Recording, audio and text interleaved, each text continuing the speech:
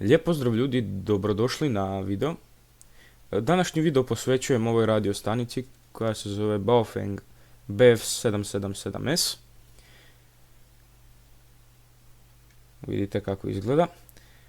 Znači primijetio sam da većinom nju uz naravno UV5 i UV82 ljudi koriste za Airsoft.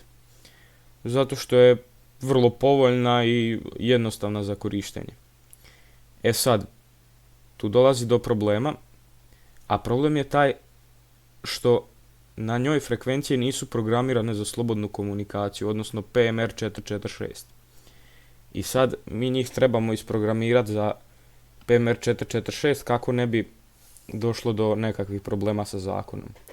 Sve što nam treba da bi to isprogramirali, treba nam ovako jedan kabel, par eura dođe na AliExpressu ili eBayu, ali vjerujem da neko iz vaše Airsoft ekipe ima isto.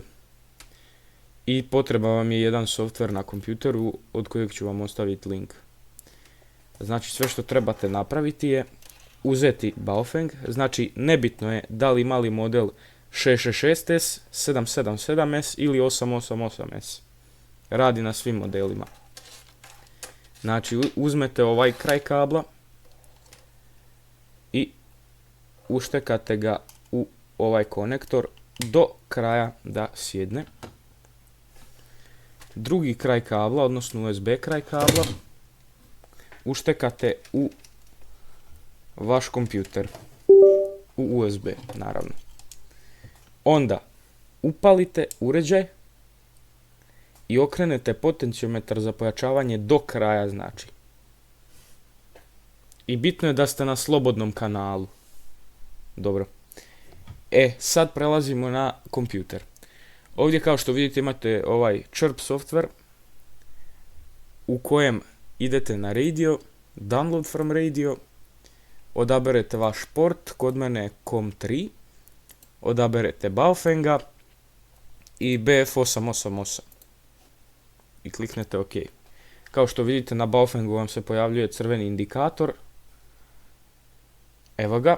I tu sad vidite, tu imamo njegove kanale koji nisu PMR 446. Šta sad činite? Ctrl A i delete. Znači sad ste pobrisali sve kanale. Onda odete vamo na file, open stock config i ovo drugo, znači EU, LPD i PMR kanali. Oni će vam se ovdje otvoriti. Kliknete na to. Nađete PMR kanale, evo ga, ovdje je prvih 8, tamo dolje drugih 8.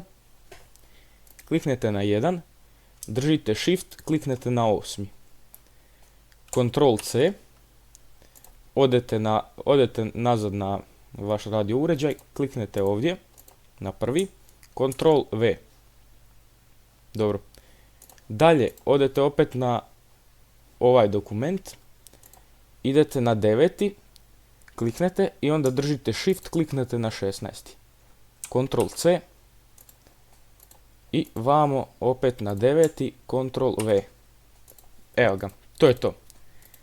Sljedeće što trebate napraviti je samo klikniti radio i upload to radio. Opet COM3, sad ne možete mijenjati radio uređaj zato što ga je prepoznao program i kliknete OK. I sad vam svijetli zeleno.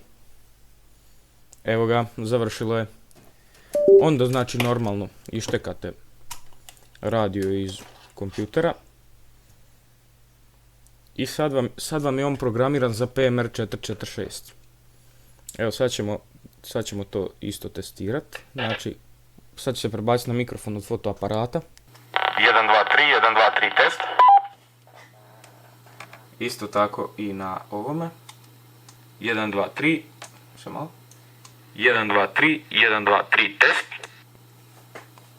I kao što vidite sad vam radi uređaj na bilo kojem PMR-u. 9, 8. Evo ga, 8. kanal. 1, 2, 1 test. 1, 2, 3 test. I to je to, završili ste s programiranjem. To je to što se tiče ovog videa.